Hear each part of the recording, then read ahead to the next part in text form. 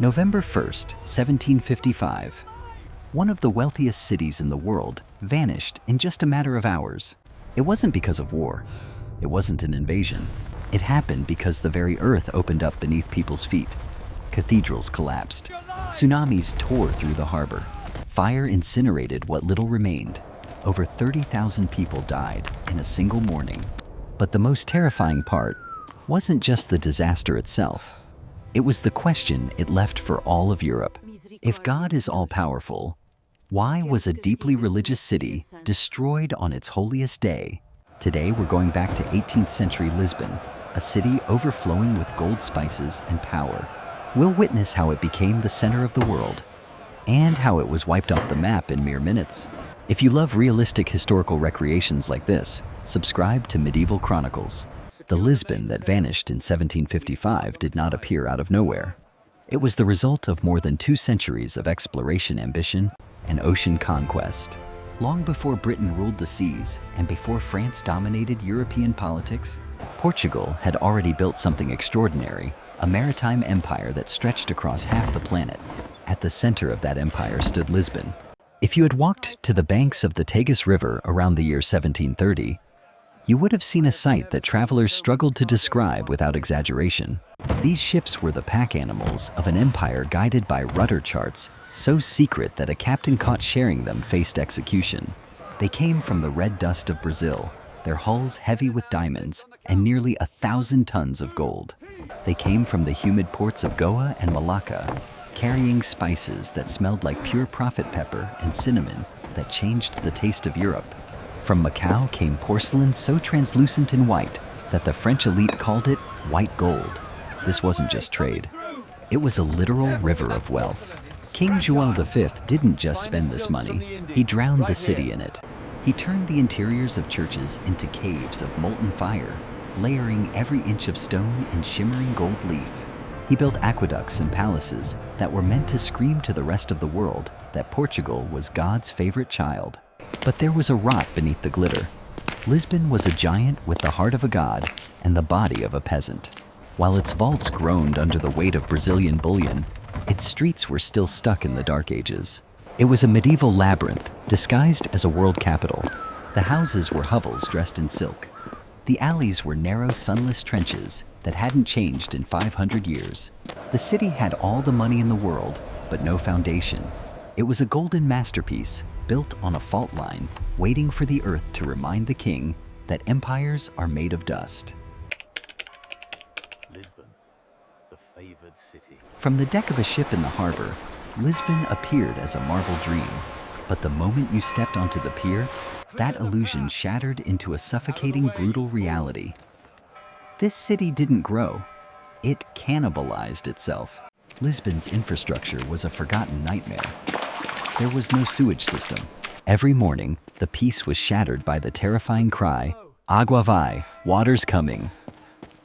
Seconds later, buckets of waste were hurled directly from third-story windows into the street. If you weren't quick enough, you would inherit the filth of a noble family. When the Atlantic rains poured down the streets didn't get cleaner. They turned into rivers of foul pee, parading trash down to the Tagus, the very same river that cradled crates of cinnamon and fine silk. The cocktail of smells was dizzying, the sharp salt of the sea, clashing with the heavy rot of the gutters, suddenly cut by the intoxicating aroma of exotic spices wafting from the crown's warehouses. That was the scent of Lisbon, equal parts opulence and filth. On the steep slopes, life moved at a frantic pace. The Varina's fishwives with sun-darkened skin and iron arms balanced massive baskets of sardines on their heads, their cries piercing the chaos. Water carriers from Galicia buckled under the weight of wooden barrels, their breath hitching as they climbed hills that burned the lungs. In the dim taverns of the docks, alcohol blurred a dozen languages as sailors from around the world drank alongside locals, while the first notes of fado melancholy, haunting and full of fate, began to drift through the thick tobacco smoke.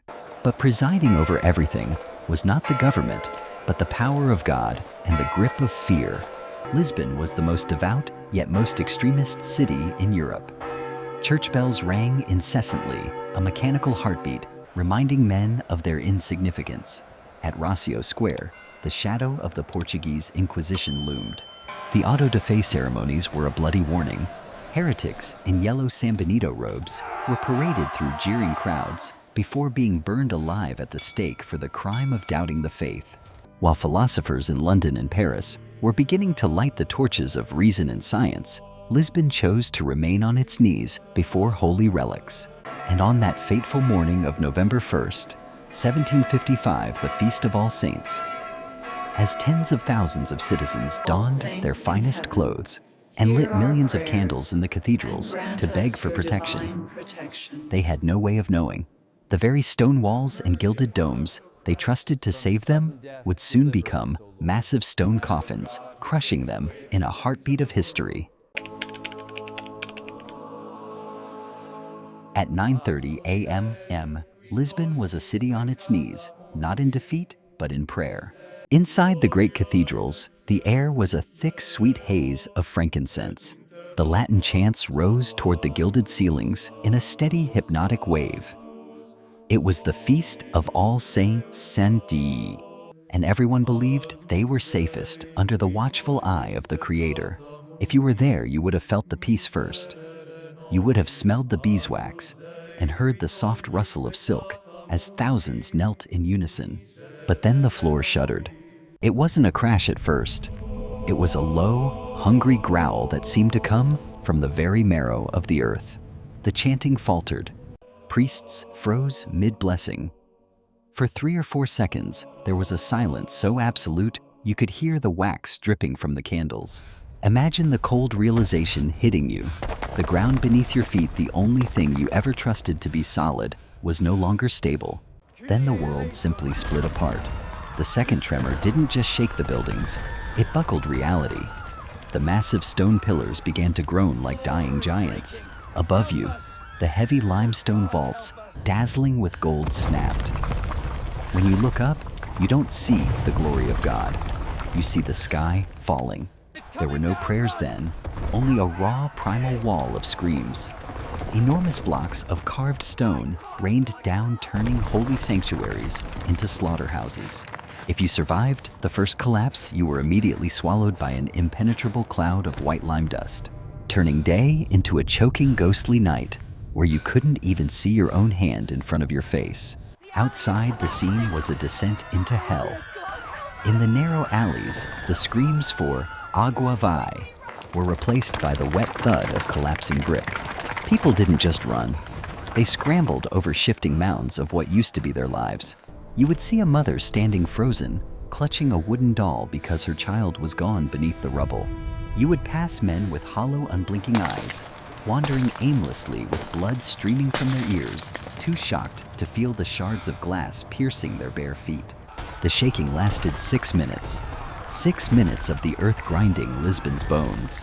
When it finally stopped, the golden capital was a jagged graveyard. A heavy silence descended, broken only by the distant rhythmic tolling of a single bell from a half-fallen tower. Survivors looking like gray statues covered in thick ash began to crawl toward the river. As you stagger toward the Tagus, gasping for air that doesn't taste like pulverized stone, you think the worst is over. You reach the shoreline desperate for the open horizon. But then you see it. Or rather, you see what isn't there. The water was gone. The massive riverbed lay bare, exposing the muddy-ribbed floor of the Tagus. Long-forgotten shipwrecks and rusted anchors lay exposed like the teeth of a dead beast. The water hadn't just receded. It was being sucked backward into the Atlantic with a monstrous, gargantuan sound. As you stand on the edge of the pier, your eyes fix on the horizon. The blue sea has vanished, replaced by a dark, foaming wall of black water rising higher and higher until it blots out the sun. The earth has finished its work. Now the sea is coming for the rest. For a single frozen second, you cannot move. Your mind refuses to believe what your eyes are seeing. The wall of water on the horizon is too massive to exist. It is not a wave. It is the ocean itself standing up.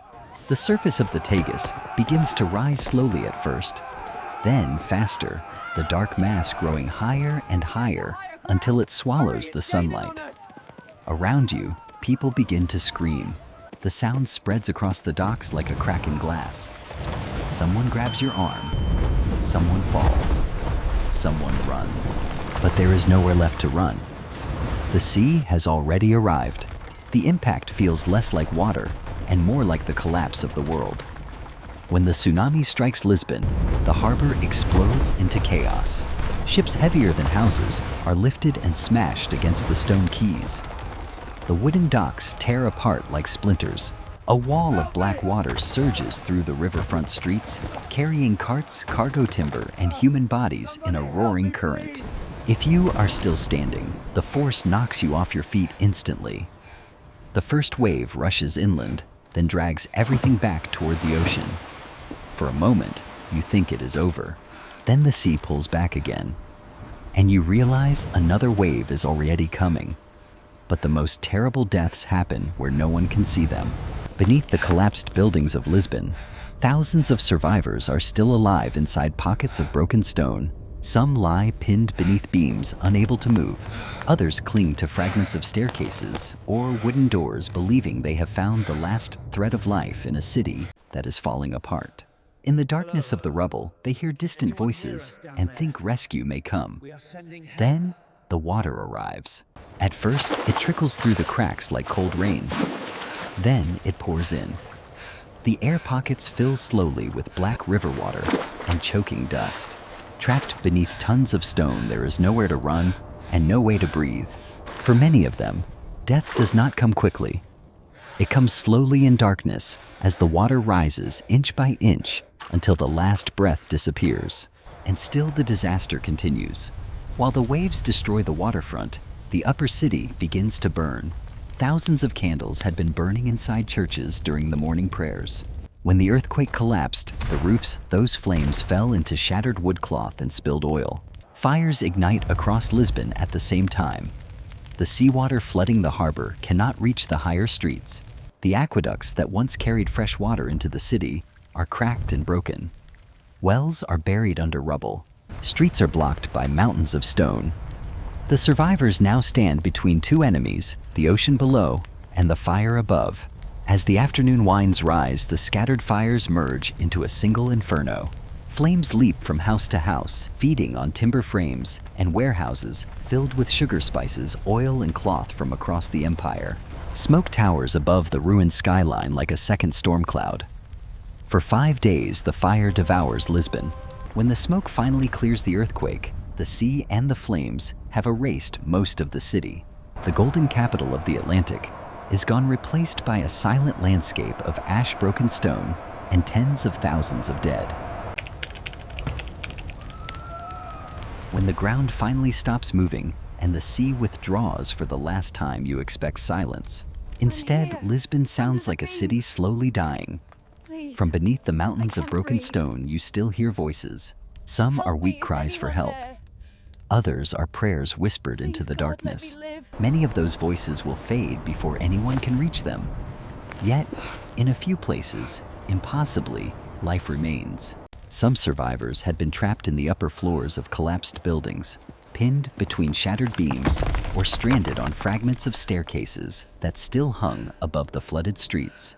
When the water surged through the lower levels, it drowned everything below them. But by chance, by height, or by a broken wall that held just long enough, a handful of them remained alive. Cold wounded and surrounded by death, they waited in the ruins as the water slowly drained back toward the river. As the hours pass, the scale of the catastrophe becomes clearer. Entire districts of Lisbon have disappeared. Streets that once bustled with merchants and nobles are now fields of shattered masonry. Churches that had filled the skyline hours earlier lie flattened into gray rubble. Tens of thousands of survivors wander through the ruins like ghosts, their skin coated in dust and ash. Some search desperately for family members buried beneath the debris. Others simply walk without direction, unable to comprehend how an entire city could collapse in a single morning. Above them, the sky darkens with smoke as fires continue spreading through the broken streets. But another danger begins to rise from the chaos, human desperation. As night approaches, rumors spread quickly among the survivors. Thieves are said to be moving through the ruins, stripping rings from corpses, and breaking into damaged houses. Fear spreads through the crowds gathered in open spaces along the riverbanks and hills. Without authority, without soldiers, Lisbon threatens to collapse into lawlessness as quickly as it collapsed into rubble. People huddle together under the darkening sky, watching the burning city and wondering if anyone still holds power. Then one man stepped forward. His name was Sebastián José de Carvalho, a mellow, powerful minister of the Portuguese crown. History would remember him by another name, the Marquis of Pombal. While many officials stood paralyzed by the scale of the catastrophe, he looked across the ruined capital and understood something simple and brutal. If someone did not take control immediately, Lisbon would die a second time from chaos. When terrified nobles asked what must be done in the face of such destruction, his answer was cold, direct, and unforgettable. Bury the dead, feed the living. With that command, soldiers were sent into the streets, fires were fought, looters were executed, and the long process of rebuilding began. From the ashes of disaster, Lisbon would slowly rise again. The Lisbon earthquake did more than destroy a city. It shattered an entire way of thinking about the world. For centuries, Europeans had believed disasters were acts of divine judgment, punishments sent by God to remind humanity of its sins. But Lisbon raised a terrifying question that no one could easily answer. If the earthquake struck during a holy day inside churches filled with people praying, then what did that mean? Philosophers across Europe struggled with that question. Writers like Voltaire began to challenge the idea that the world was guided only by divine justice. Scientists began studying earthquakes not as miracles or curses, but as natural forces hidden beneath the earth. In this way, the destruction of Lisbon helped ignite a new age of thought, the Age of Enlightenment. But for the people who lived through that morning, the memory was far simpler and far more painful. They remembered the ground shaking beneath their feet. They remembered the sea rising against the city. And they remembered the fire that burned for 5 days. Today, Lisbon stands again rebuilt alive and filled with light. Yet beneath its streets lies the memory of the morning when the earth, the sea, and the flames came together to destroy one of the greatest cities in Europe.